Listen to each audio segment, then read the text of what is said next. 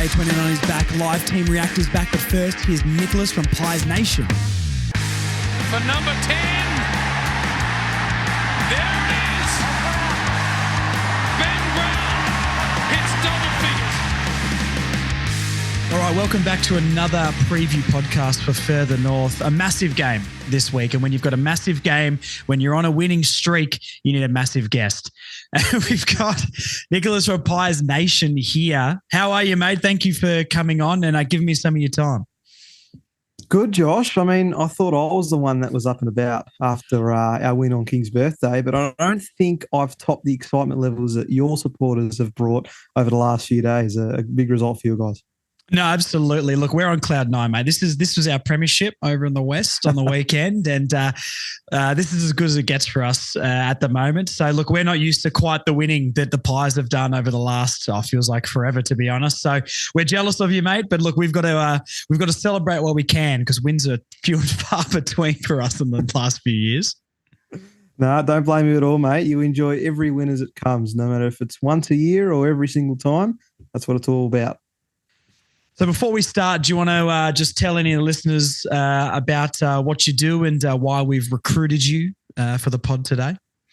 Yeah, look, glad I got the call up, mate. Been waiting around for a while, so I'm glad that it finally came through. Yeah, look, Pies Nation podcast has been outstanding. We're into our 6th season now, over 160 episodes. Wow. So it was a fantastic little distraction for us during COVID, where there wasn't a lot going on and there were games happening every 4 days, and we felt pretty committed to the task, and it seemed to get a lot of traction from there, where I was recording from the front seat of my car just to get away from everyone at home. So it was it's been a nice journey, and of course could not be beaten last year when we were able to celebrate a premiership winning season and reach our 150th episode. We've got a great crew. It's really exciting. I mean, as you know, podcasts, they're not as simple as just turning on the camera and recording. There's a lot to it, and there's been a bit of a grind at times, but I wouldn't change it for the world, and I'm glad that we've been able to do it for so long. So, yeah, Pies Nation podcast. If you got any fans listening that are keen to hear a bit of Collingwood chat every Monday or Tuesday on this occasion, but feel free to jump in. It's fantastic. That's a lot of episodes, man. I tell you what, 6 years of podcasting. You're right. It isn't quite just as simple as chucking the mic on and talking, is it? But, mate, I'm about, this is my 2nd season. So we're just over a season and a half in. And I've got to speak about that's our 4th win that I've got to talk about ever. So right. When you don't count preseason. So look, It's a phenomenal feat, man, because I hope it's 6 years into my podcasting journey, I could talk about a premiership as well. But maybe a little bit more skeptical, but hey, who knows? Maybe after the weekend we go 13-0 and can make a late finals run. Who knows? I'll be keeping an eye out. So how did you sort of get into the podcast? What made you start it? Yeah, look, it was a funny one because the people I do Pies Nation with, we had never met before we actually started. We through a few mutuals of all of us were under there was a podcast network that were looking to do some Collingwood related content, and it seemed as though they were keen on some of us when we were asked about it. And I'm a media manager as my profession. I studied media and comms, so it was always something I wanted to get into, and I thought it was a good opportunity to just add something to the resume. Podcasting was not fresh, but I don't think it had really there wasn't too much to it at that point in time before, I guess, there were so many that popped up during that COVID time. So I was happy to give it a crack, and became lifelong mates with a lot of the guys that I do it with now. Went to the grand final with one of them last year and had some fantastic memories. But no, podcasting is great. I think it's such an awesome medium for fans like us who are sick of the mainstream at times and tired of them absolutely belittling us at every point, especially being a Collingwood fan. It happens every single week. But, it's great just to have that platform. And I think the best part about what we do specifically is getting the fans involved and getting questions in and audio clips and speaking to them on the phone. We introduced a segment a couple of years ago where if you guess the crowd closest to the pin, you could come on for a segment with us. And that's absolutely taken off. It's even led to one of the guys that do it with us now. That's how he came on and started. So, it's great that we can get the fans involved. And at the end of the day, it's as good as much as we enjoy doing these podcasts every week. The fact that people actually listen and care about what we have to say, I think's the most touching thing. And I'm sure now that you've settled into the realm, Josh, I'm sure you agree. That is true, mate. Look, I never thought I'd be anything of a voice for my football club that I started supporting a few years ago. I didn't really think people would listen to this podcast, to be honest, but there was a appetite out there, and I was searching for one, and I thought, why don't I just make it? So, and here we are. Like we're chatting about footy and meeting so many people. I mean, I didn't really have heaps of mates who followed North until I made the pod and all that sort of stuff. So it definitely makes it a lot better of an experience. But you're right. Like podcasts are really, I don't know, it's definitely for all the sports I follow. I'm a big basketball fan, Premier League guy, and the podcasts are what I want to listen to. I'd much rather listen to a podcast about sharing opinions with fans and getting fans involved. And we've introduced like voice messages. People can send us messages. We play everyone's messages on the pod, and we got to do a live show at the start of the year, which was wild. And the fact we're doing that stuff with the fans and you know, people are getting on board the podcast thing the last 5-6 years. Yeah, I can't believe that it's making a community of people. So it's really cool. Hey, I couldn't agree more. And I mean, you mentioned it's funny how many people you end up meeting through this medium. Yeah. Like you said just then that you didn't know too many North fans. Well, tell you what, you start putting out content like this, they come from everywhere, which is fantastic. And I mean, I did get to catch a few glimpses of your live show at the start of the year, and I'm sure it was such a thrill to have everyone come down and to obviously have a player like Charlie come through. And I'm sure that would have been a real big highlight. I mean, I'm the same when we've had players on over the last 6 years and you try not to get too starstruck by them. You're just going to remember they're human beings. And I think I'm used to that now, which should be okay. But no, it's fantastic. And always feel blessed that we get given this opportunity to do it. And that, as you said, people care enough that they want to switch on every week. So it's awesome. Absolutely. Actually, while I got you, so Premier League and the NBA, who do you follow? Celtics in the NBA, so we're going very well right now.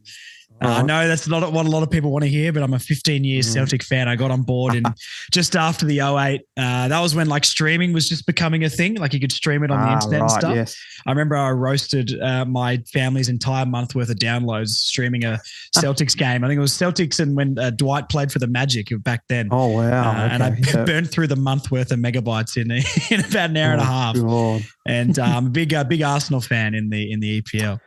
Oh, you've had a good season, that's for sure. I'm a Knicks man, so I'm pretty happy with how we went. I'd love to see what we can do when we get a full bill of health. And I'm also Man United, and we won't talk about that too much. I think we've had how it goes up and down, man. Look, I mean, a few years ago with Arsenal, I'm sitting there watching us scrape into 8th for a few years, and Arteta needed to be sacked and everything, and all of a sudden we're pretty good. I mean, look, City. Without the financial doping, let's just say, maybe we would have got a couple of Premier Leagues, but who knows, man? I mean, common. Yes. Yeah, absolutely. But look, I'm focused. I was focusing fully on Boston in the last the couple of years, but look, Boston and North wins in consecutive days this week, so I had a pretty sweet weekend, mate.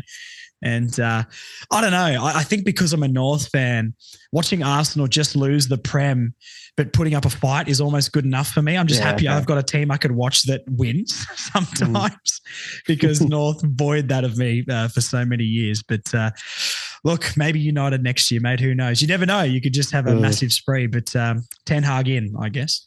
Yeah, I agree. But not promising anything. I don't know how far we'll go. I just feel like everyone's so much better than us this season, but I'll cop it. Hopefully we get back to Europe soon. Boston in how many games, mate?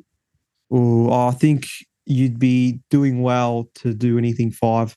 That was my pinch one over there because it's Luka and you just can't stop him sometimes. He's going to do LeBron 2018 numbers probably and chuck up a 50-point triple-double and sneak through one game. But as long as you clamp up Kyrie, I reckon you're pretty safe to get this done in 5, mate. So enjoy it while it lasts. I'll love it, mate. Look, once again, I've got to have one team that wins something, so that'd be nice. Exactly right. Perfect. Let's get into it then. Collingwood, how do you think you're going this year? I guess the Pies don't feel as scary as last year. So I know there's a lot of injuries and things like that going on, but why? What's been the thing this year to maybe make them not quite hit the heights of last year so far? Yeah, it's a funny one because you come off such a high of a premiership and you get into the mindset of, you know what, I don't really care what happens next season. We've already won the premiership. I'm in good spirits. But then we go 0-3 and all of a sudden forget the that world's pretty coming quick, to an yeah. end. Exactly right. So it's taken a bit of adjusting. Look, there's a few factors to a slow start. I mean, a shorter break, and a tougher fixture, which we've had to come to expect. We're the premiers for a reason. Yeah, that's what you get, isn't it? Exactly right. If you're going to get back to the mountain again, that's what you have to face. So look, we're accepting of that. I feel like we sort of started to hit a good patch of form in that little win streak we had, or unbeaten streak with those 2 draws we had, which still incredible how they all came to be. Collingwood love a draw, man. It's wild. I know. I mean, look, I'll take that over losing. That is for sure. True. I think people quick forget. So, look, I think we're just starting to find our form again. I mean, we've had to do so much adjusting with so many injuries over the last month or so, and depth was a big question mark for us coming into the season. We knew we had the top end talent, but our VFL development probably hasn't been as great over the last few years. So it was really going to be a battle as to which players could stand up. And fortunately, we've seen so many come in and play such a fantastic role in our senior team, to a point where once some of these older or more experienced players are back into the side, like the Goes and Pendlebury's in 3 weeks' time, then there's a few more selection headaches that we need to start worrying about. So the depth is it's ticking all the boxes at the moment, and I think that's what's going to hold us in good stead for the rest of the year. A lot of good signs against Melbourne on King's birthday, but I'm weary that Melbourne are in a bit of hurt at the moment. Form. So which I don't mind, but it's good to see that some of our players are really standing up when it counts. So yeah, look, we're around the mark. We're equal 4th at the moment, so I'm not ruling anything extraordinary out for now. But it's just nice to see us starting to pick up a bit of form after a slow start. So it's been good. Yeah, for sure. Did you watch any of the North game on the weekend? Did you see any of the West Coast North one? Yeah, so I usually work Saturdays, but the long weekend is the one Saturday that I don't, or one of the few. So I did catch at least the last 3 quarters of the game, and well, they're the best ones, mate. We barely scored in the first quarter. Exactly right. Well, look, I'll be honest. It got to 3/4 time, and I was just about ready to call it. I have to admit, I did tip West Coast, but I think most people did, mate. That doesn't offend me anymore. Trust me, no one's tipped us all year. Good. Just tested the waters, John. Yeah. Look, I did manage to catch a fair bit of that game, and look, you felt that even when West Coast was starting to make that run in the final quarter, that the effort and the intensity that your boys were able to produce was sustainable. It wasn't just sort of a fade out, which we have seen from North Melbourne at times throughout the year. So I'm sure you would have been pleased that you were able to keep up the fight. And even when they hit the front, there would still be an optimism, I'm sure, that you were able to find that extra goal. And geez, you had some fantastic players stand up in that final quarter. I mean, Josh Simkin was exceptional with those 2 goals in the last quarter. And there were just people I felt that really were able to elevate their game to the next level for you guys to get over the line. That I think the funniest part of that game on Saturday for me, well, I'll say funny in a sense. I think Tristan Sherry would be the last person I expect to try and run down Liam Ryan. It's got to be up there for moment of the season for North Melbourne, I reckon. I've watched that so many times, man. I can't believe a man of that size, that density, can just run that far. You could tell from the look on his face, he had nothing. He gave everything for that. I mean, Ryan should have absolutely blitzed him, and I can't believe he kept up with him. And it, even the run was great, but still to like tackle him, sort of grab his shoulder, push him a little bit to get the kick out of bounds in the last quarter, mate. It was unbelievable stuff. I'm known as the Tristan Jerry hater. Not this season, but last year. I've got a few. What I realized about, and you probably know this, I've realized about podcasting is when you put opinions out about certain players, people remember those opinions. Oh, yes. And It was Aiden Core and Tristan Sherry were the two last season. And Tristan Sherry's been really good this year. I think there's still a lot he needs to work on, but the improvement is undeniable. Aiden Core, one of Marnie's absolute favourites. Yes. One of my most hated is a strong word. He just frustrates me a lot. He's been very good the last month or so, but the first half of the season and the 2.5 years previous to that have been hard. But hey, good on Tristan Jerry and Aiden Core. That little touch ball on the line in the goal square right at the end. Absolutely. Unbelievable match-winning plays. I mean, look, we were 9 points up or 10 points up or something, and they brought it back to 9 with that behind. I don't exactly remember, but we would have probably still won anyway. But yeah, look, Jerry's definitely taken his game to another level, and I don't think he really won the ruck battle on the day, but just those little moments. This is the difference with this game, right? Was if a player wasn't impact, like Paul Curtis as an example, didn't do anything for the day, but still put pressure on in the forward line, wasn't kicking goals, wasn't taking marks, but tackled and chased. And then, you know, he got his moment right at the end to ice the game. Jerry, I don't think he won the ruck battle. He got a lot of, he didn't win a lot of hit outs. We got a lot of clearances though. Around the ground, he was okay. But then, you know, when he had a moment to stand up, he did. And I think a lot of players sort of did that on the weekend. And what did you think of the tackle with Elliot Yeo getting pinged for holding the ball? Oh, yeah. Look, I go into games every day now that I just don't know what's going to happen. Unfortunately, the interpretations that umpires are giving, we saw 3 different examples on the same day. So you had your game, Gold Coast and St Kilda, of course, the Hawthorn Giants game with all different things that had happened that you could argue had made become the turning point in games. Oh, look, I mean, it's something I don't want to focus on too much because it's hard when they're all at the end of a game, though, isn't it? Of course, absolutely. And we had this frustration about the Fremantle game when of course we gave away that free kick in the goal square. Then we had it the other way around the week prior with Rankin running too far. So of course you can't help but use those as catalysts to certain trends in games. But I try my absolute. I don't want to be one of those ranting podcast blokes that go on for 45 minutes about how umpiring has ruined the sport. But at the same time, it needs to be acknowledged that we're in a really strange place with umpiring right now. The standard, of course, isn't fantastic when you're changing rules and interpretations mid-season. It can become a bit concerning as to what's right and what's wrong. Even there were a few in the game against Melbourne we had where you didn't know if they were going to pay holding the ball. You don't even know if to yell out ball anymore because you don't want to be seen like an idiot walking past. So, yeah, look, overall, I mean, I don't think it can take anything away from North Melbourne and what they were able to do, particularly in that second and third quarters. I want to give a shout out as well. Luke Davies-Uniacke. We've seen him do this in games before, but to almost carry his side in that last quarter, I think he had about 15 odd touches in that second half alone. He was exceptional. And I think a big reason as to why we were able to get that win. I mean, there were others, of course, that contributed. I was actually pleasantly surprised by Zach Fisher. He's been very good the last month. Yeah, he's been fantastic. And to be honest, anyone that switches from Carlton to somewhere else gives a big tick in my book. So that's great. Saw the light, man. Exactly right. And Harry Sheasel even as well, which is he's going to be very important for you over the next few years for sure. And it was great to see him involved again. There's so many, man. I mean, like Jackson Archer's tagging on Liam Ryan was outstanding, and just seeing it. Obviously, you guys have plenty of father sons, and for us to sort of be having one that's in the team now, I don't know. Glenn Archer's my favorite player of all time, and watching his son run around doing that sort of stuff is great. George Wardlaw, geez, what a beast that guy's going to be in a few years. His last quarter, I think he was arguably best on in the last quarter. Just, you know, didn't have the best game up until then. Every time he's around the ball, he's really good, but sometimes he struggles to find the ball. And stepping up in that last quarter as a 19-year-old, just winning contests, tackling, and all that sort of stuff. Nick Larkey, 5 goals, back in form. I mean, the list goes on. But I definitely wasn't confident that we would kick another goal after we went behind. I was absolutely spewing.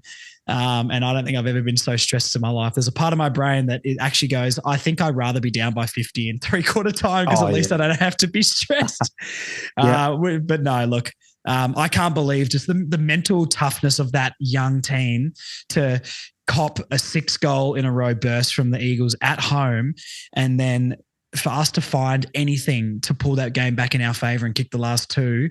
I haven't seen that from North for a couple of years minimum, maybe more. So I think that's the biggest tick in my box is the mental hurdle to get over.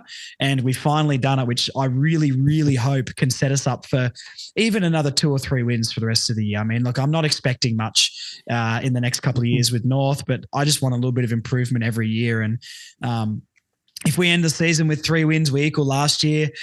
I think it's an okay season to be recovering from halfway being 0-11. Still not a great season overall, but hey, we've got to take these little wins when we've got a bunch of children as a team, I guess. Because we did lose so much last season in the offseason, like 1,300 games of experience and 2 of our sort of most talented players. And it's pretty wild, mate. But hey, this is what you get when you're a North Melbourne fan. You get a roller coaster, and they don't like to make it very linear and smooth for us, do they? Well, not at all. So based off that, you primed and confident that you're getting back-to-back wins this weekend against the Mighty Pies. What have you made of us over the start of the year? Well, yeah, Collingwood to me they're still a very good team. I think you look at the names if they've got in the team, it's out of control really. But they haven't had that edge, and I think it's really hard to repeat. Obviously, it's very rare we've seen teams ever repeat. You look at the Cats never repeating. I don't think the Tigers did. Did they? Did they were different? No, 1920, yeah. Yeah. So sorry. So it's just hard to repeat in general. You got to be a caliber of side of like a Hawthorn back in the day or whatever. And I don't know. Can the players find that extra 5% motivation to take them to the level where no one can get to? And I don't know, it's really hard to do. I think if the Pies are full strength, and get back to it, I could fully see a Swans Pies granny, to be honest.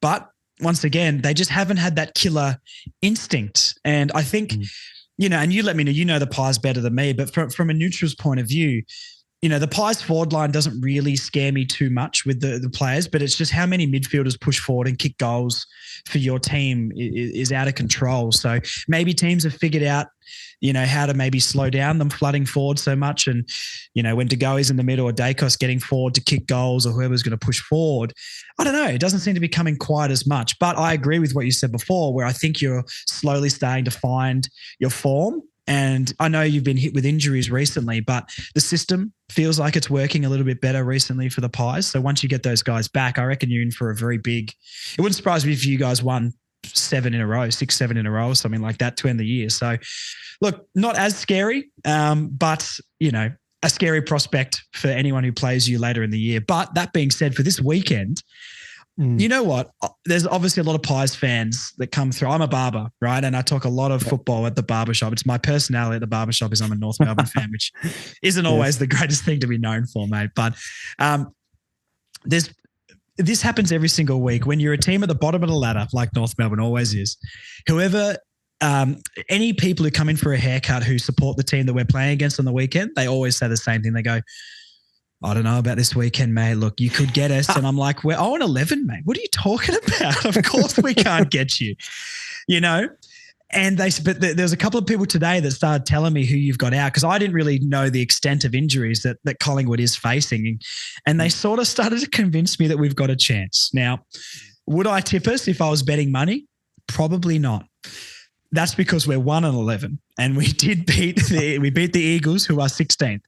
As much as I love the win, and I've watched the replay, I've watched it twice, and I put it on at the shop today for everyone to watch again. So trust me, I'm living it up, mate. But the Pies, even with their injuries, in my opinion, should be strong enough to get the win still. You've still got some incredible players, and your defense is still fairly well together. But we've got to win, mate, and it's sending my mind a bit nutty. And I'm kind of like, you know what? I think we're like a 10% chance. I feel like if we come out and tackle and chase and win that centre clearance like we did, I kind of think we might be able to do it. And the thing is, I don't think the Pies forward line is crazy strong on paper. I know it functions incredibly well. But our defense has been really, really good the last 2 months, and people underestimate that with us. Everyone thinks our defense is our worst unit, and I think it's arguably our best. it's our forward line that doesn't function. But then last week it did. So if we play like we did against the Eagles and Collingwood maybe have a few injuries and we just match up a bit easier on them, I think we're a chance. I wouldn't be tipping us, but I kind of want one of those honourable losses. I know Marnie's going to hate me saying that, but if we compete like we did on the weekend and maybe went down by 3 goals, 4 goals, but really made you guys nervous and scared, I would be thrilled with that. Even more if we got the win, obviously. But that's sort of how I'm feeling about it. What do you reckon of my analysis then? Yeah, I don't mind it. I think your forward line theory is, I think, a general view for a lot of neutral supporters. We haven't had a key forward since Travis Cloak. And then we're pretty aware of that their forward line is definitely still one of the weaker points of our team and has been for a long time, go back to all the Buckley years. I think 2018 it worked so well. We had the swoop squad, and it just happened to be a year where everyone was in career best form. But you're right. The benefit of us is that we have 11, 12 individual goal kickers a game, and a lot of it comes from the midfield and the occasional defender. Particularly, we've had Darcy Cameron this year, who's been able to, someone that hasn't typically had a strong forward presence. He's been able to go in and occasionally kick our goals. I think he had a streak of 4 or 5 games where he was hitting the scoreboard. But you're right. Nick Dacos, even against the D's, was able to hit the scoreboard. Pat Lipinski's starting to find some form. We have a lot of interchangeable players, and the forward line is something we've experimented with time and time again, even at our absolute peak last year. We were just probably fortunate that the likes of Mychek and Bobby Hill were able to give us 30, 40 goals throughout the season, and that got us on our way. So it's a fair analysis. I had to laugh about what you were saying about everyone sort of giving North a chance when they're playing you this week. I understand where they're coming from. Because no one wants to be the team that loses to North, do they? That's exactly right. Especially while you hadn't won a game. I was a bit to my mates like, oh, gee, I'm glad they won, because didn't want them to come to us 0-12, and then all of a sudden we have to be that team. Reminds me of Detroit when they went on that 40 game, however many game losing streak. Was it the Raptors that ended up breaking that streak? I can't remember. It might have been. Yeah, it might have been. But so, yeah, look, I would expect us to come through and deliver another strong performance. We have the bye after your game, and that's when we're hopeful to get some reinforcements. I actually think we're going in unchanged this week. There's no one ready to come back yet. So it's unchanged. That's a good thing, of course, but when you've got so many players out, that's still something to sort of query about. I think about 2019 a lot. I don't know if you remember when Collingwood and North played in 2019. It was a Saturday night. We went into this game 9-4, and we were coming off a grand final the year before, and we were looking pretty.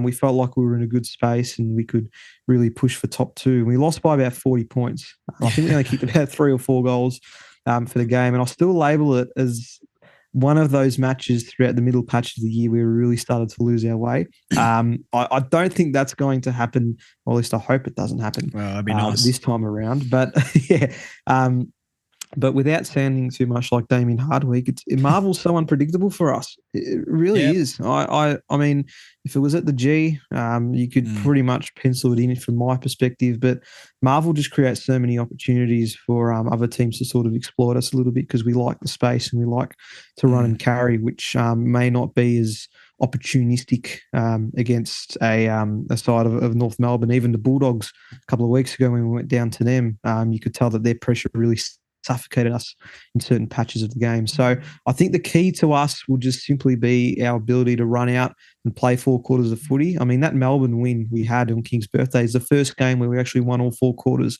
and played a full match where we didn't run out of legs in the last quarter. So provided we can do that, I feel pretty confident we can get the job done. But there's just so many variables, I feel like, towards this game not being as certain as it should be.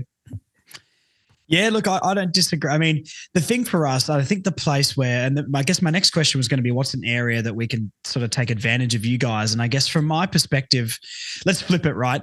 I think what you said before, where Collingwood run in numbers off halfback, right? And you're sort of transitioned through the midfield.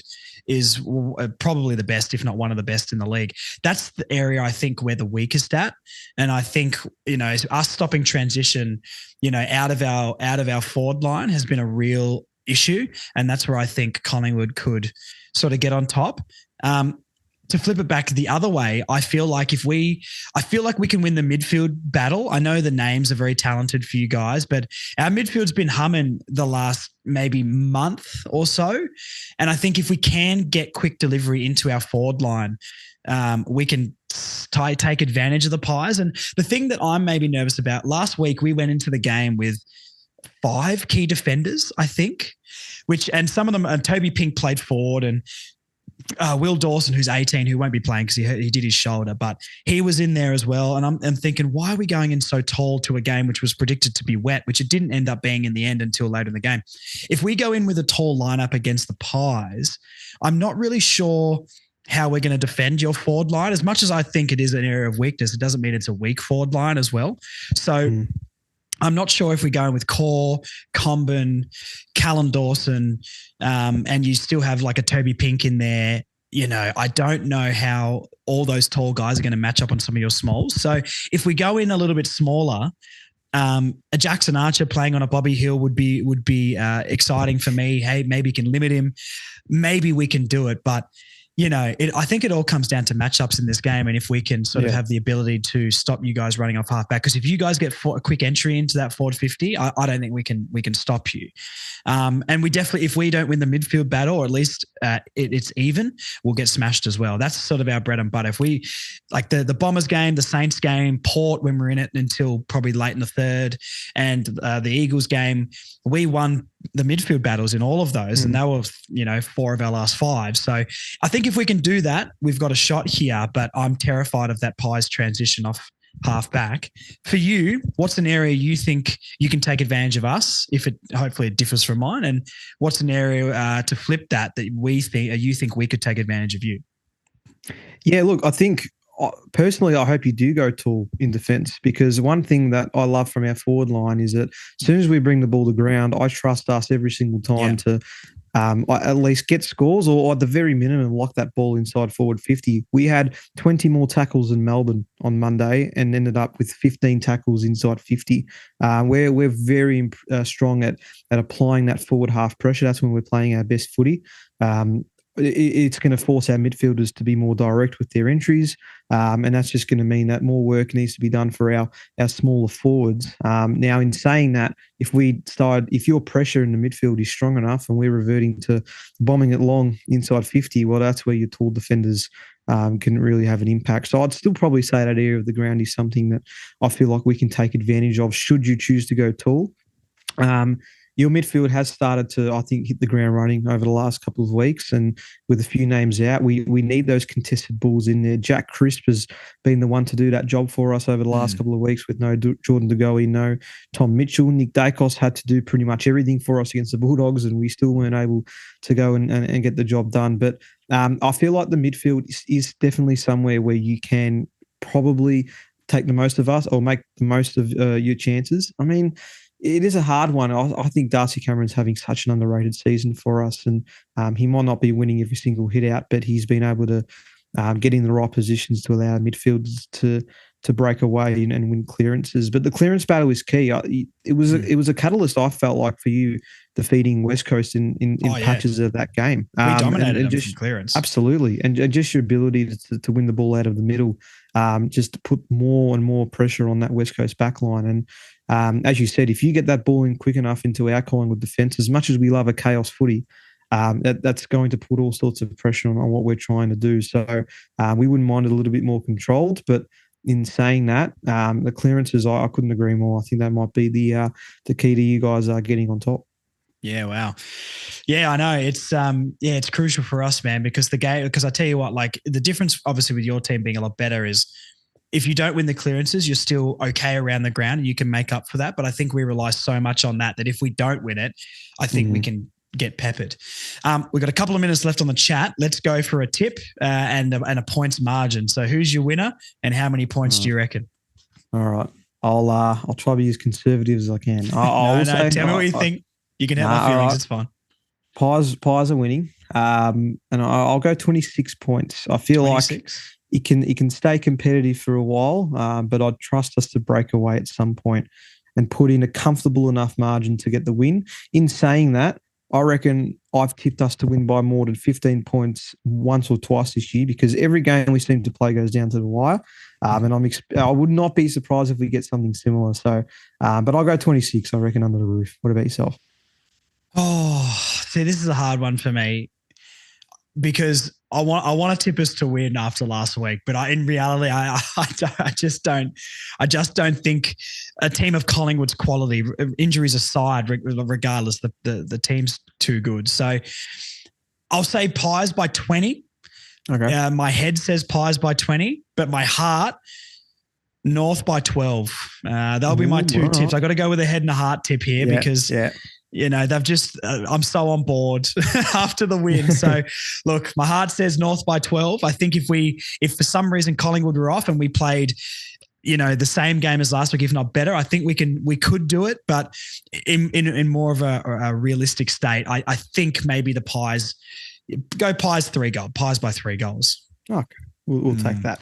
Before I'll let you go quickly, I want to give a shout out because I work at the Northern Football Netball League, and that's where Finbar Maley came from when he drafted in the rookie. He's my favourite North player, and I'll be right on your bandwagon if you get a debut out of him this year. He's a great fella. Kicked 6 in the Division 2 Grand Final last year, and hopefully he gets a bit of a run at it. So shout out to Finbar.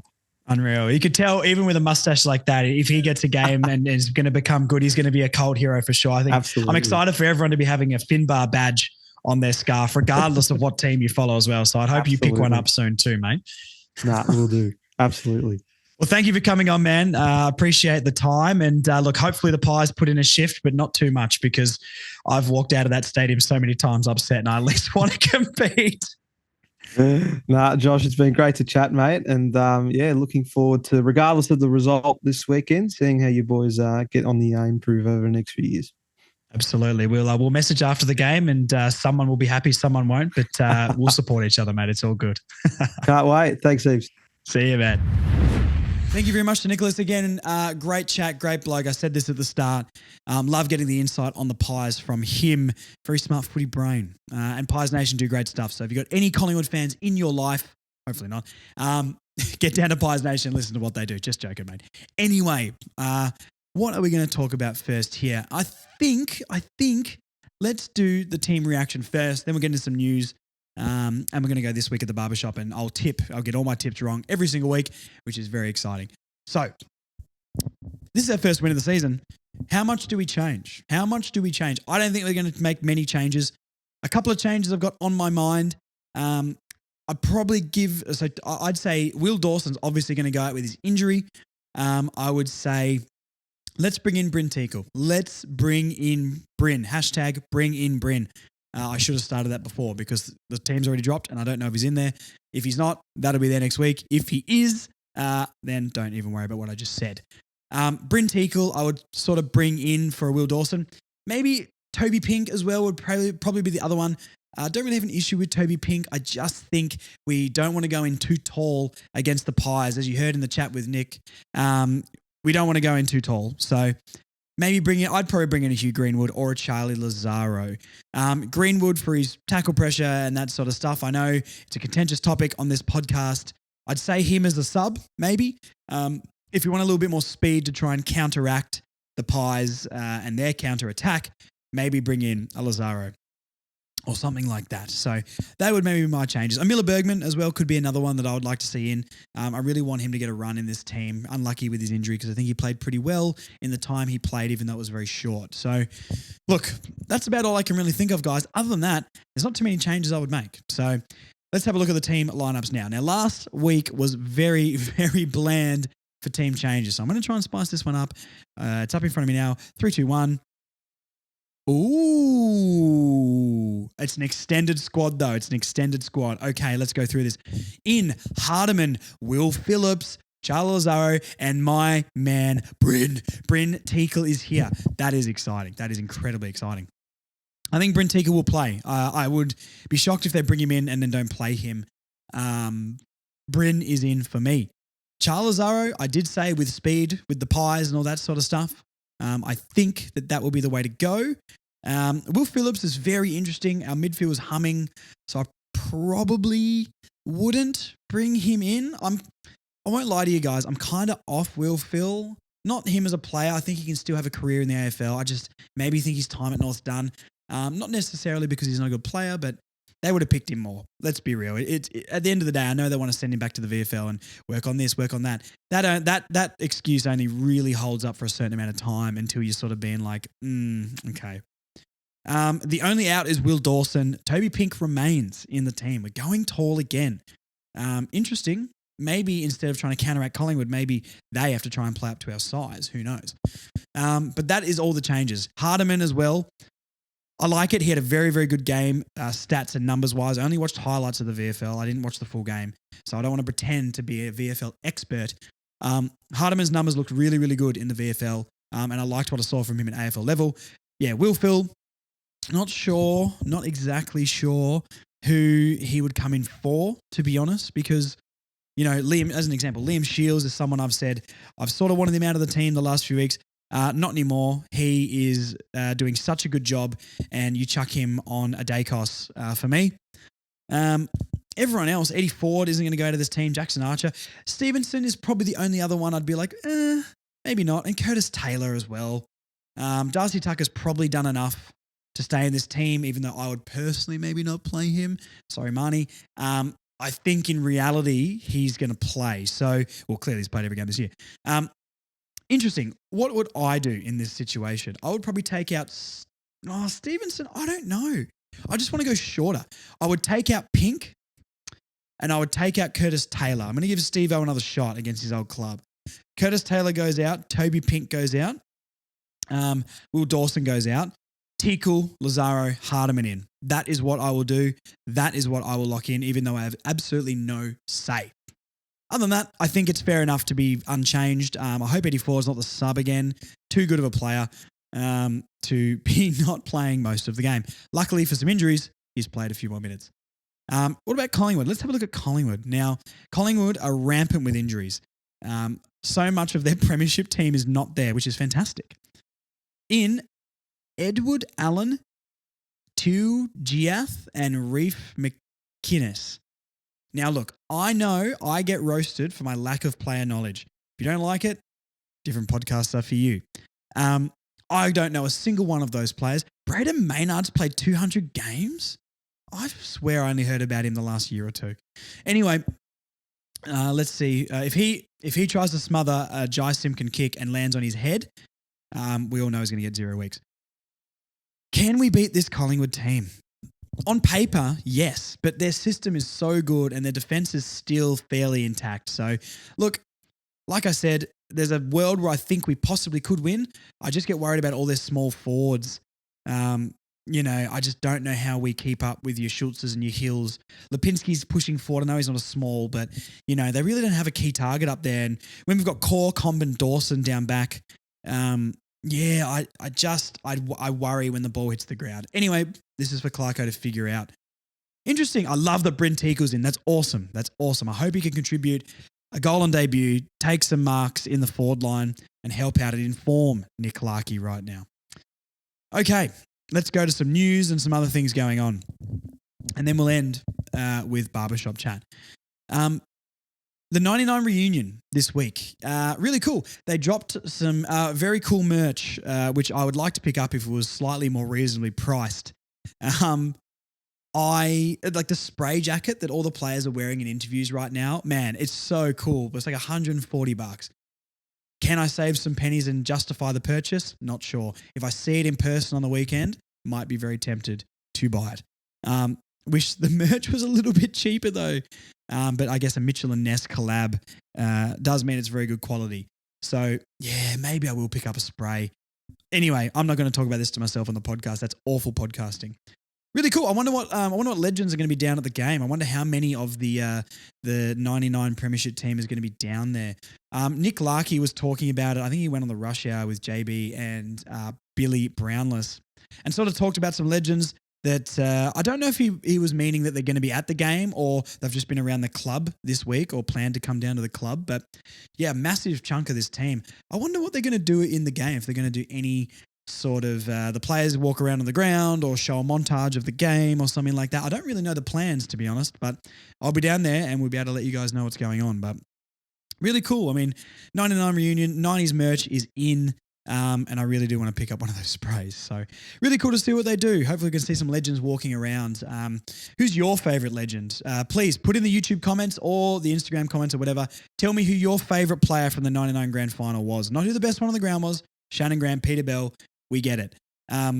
Tell me who your favorite of that era was. I'm always a Glenn Archer guy. Glenn Archer is my favorite Roo of all time. Please let me know yours in the YouTube comments. Yeah, the 99 grand final is such a fun time. I mean, I remember getting the VHS. I think I ordered the VHS on eBay and watched it, obviously, because I'm a little bit too young to have remembered it at the time. I was born in 95. So, yeah.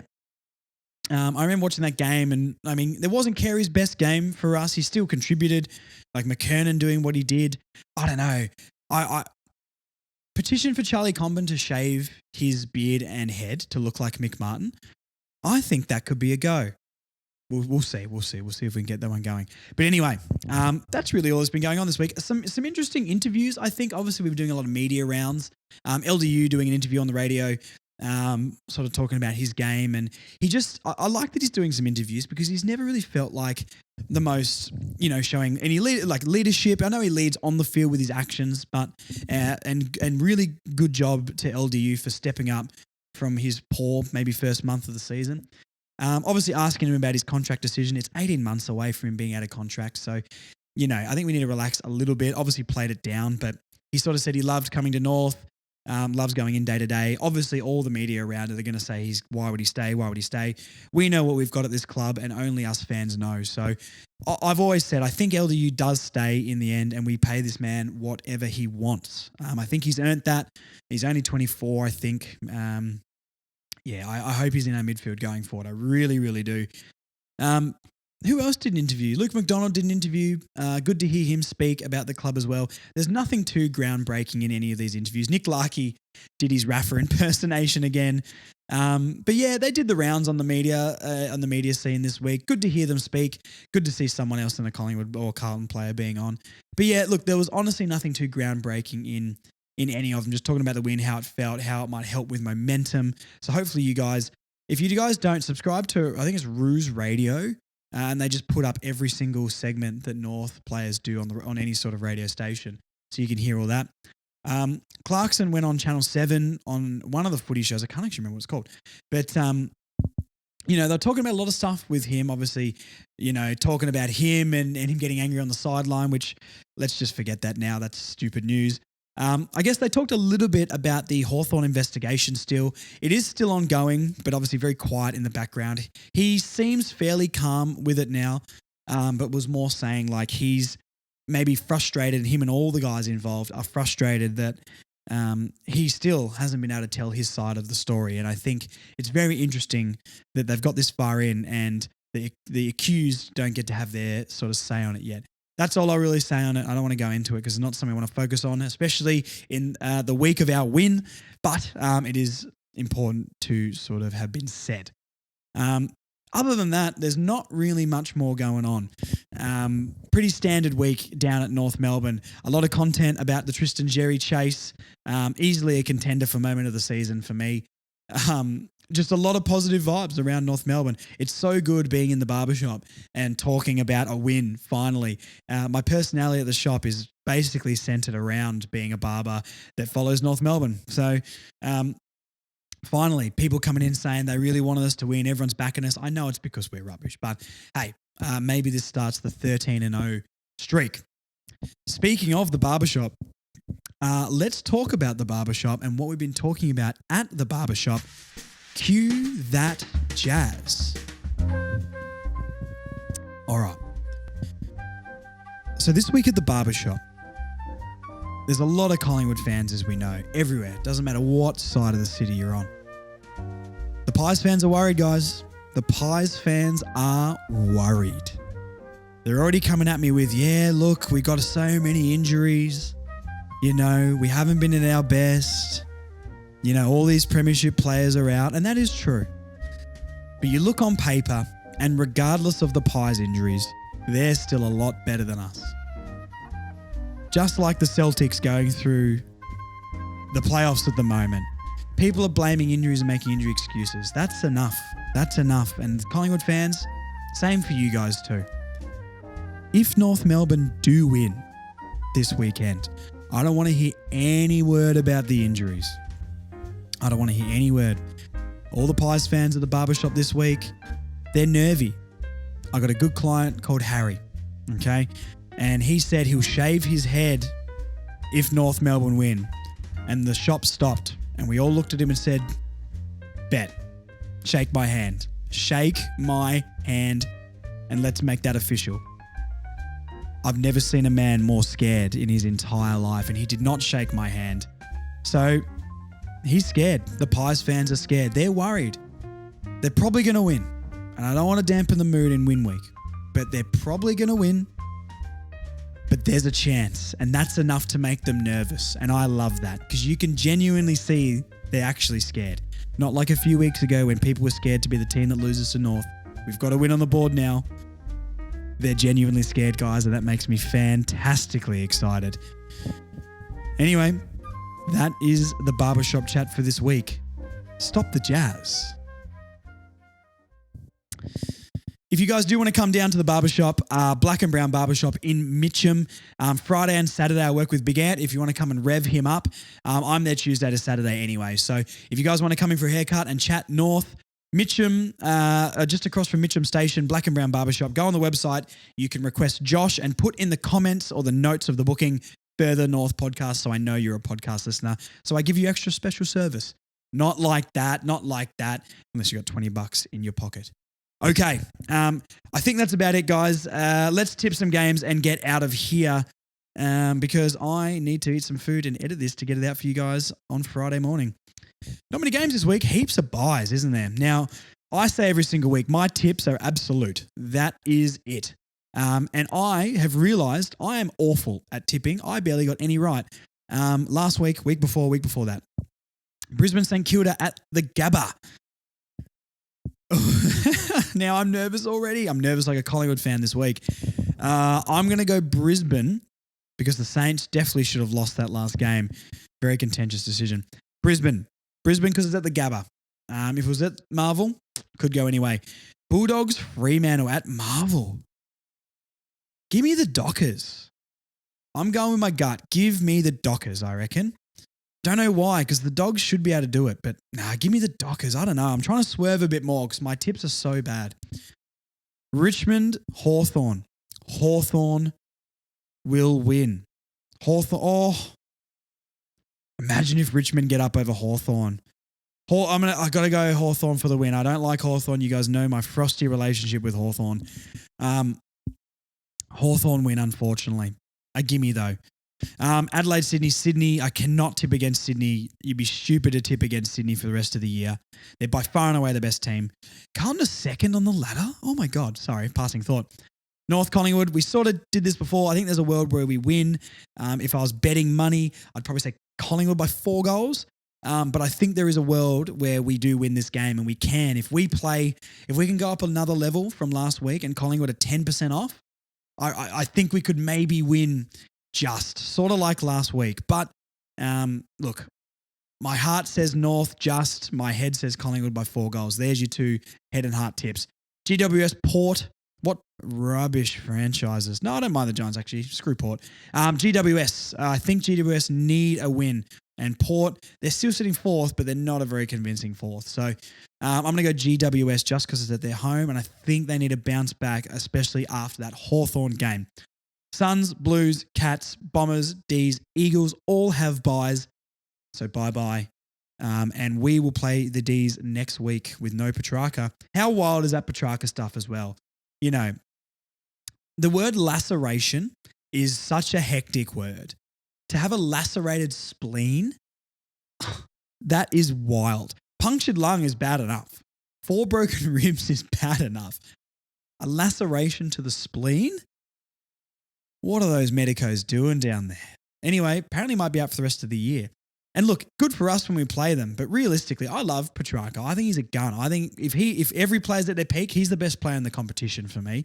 And it sucks to not see him play because he is a genuine star, and I do like Christian Petrarca. Thank you for the recipes too, by the way. Okay, I've had enough. Bay29, come and say hi outside Bay29 at halftime. We'll be posting on Instagram about that. Follow us. If you're on YouTube and you're watching and you haven't subscribed, please subscribe. We want 1,000 subscribers by the end of the season, and we want 1,000 on Instagram by the end of the season. At Further North Pod everywhere, Further North Podcast on Facebook. We've got Instagram, we've got TikTok, we've got Twitter, all that sort of stuff. So keep up to date with us. I've put a poll up on the Instagram on Thursday night, so I guess it will be up on Friday when this is released. I don't know what number to get on my Guernsey. Do I get number 30? For my favourite player, Chom, or do I get number 6 for my also favourite player, George Wardlaw? Now, Chom has been so good to this podcast, so I feel like I have to go Chom. But God, I love George Wardlaw, guys. I can't decide, so please go and vote. I don't know if that will be the final thing, but I want to see what you guys think and what you guys would go with. I think I want to go with 30, but I feel bad for George because I love George Wardlaw. Maybe I'll go 306 or 630. Can I put that number on the back? Will anyone understand that? That's stupid. Okay, that is enough. Look at the poll. Follow the socials. Please get us to 1,000 followers and subscribers. That would mean a lot to me, guys, genuinely. Thank you for listening. We love you guys so much. The interaction with the fans on this podcast is fantastic. And we're not the biggest podcast like North, but we're the best by far. And we've got the best fan base and community we're building. Come say hi to me, Marnie, and the Close to a Flag admins on the weekend. Love you guys a lot. Get down to the Pies game, 1 p.m. on Sunday. Go see some legends. Go see us go 2 wins straight after the bye and keep listening to the Further North podcast. Thank you so much, guys. We'll talk to you very soon.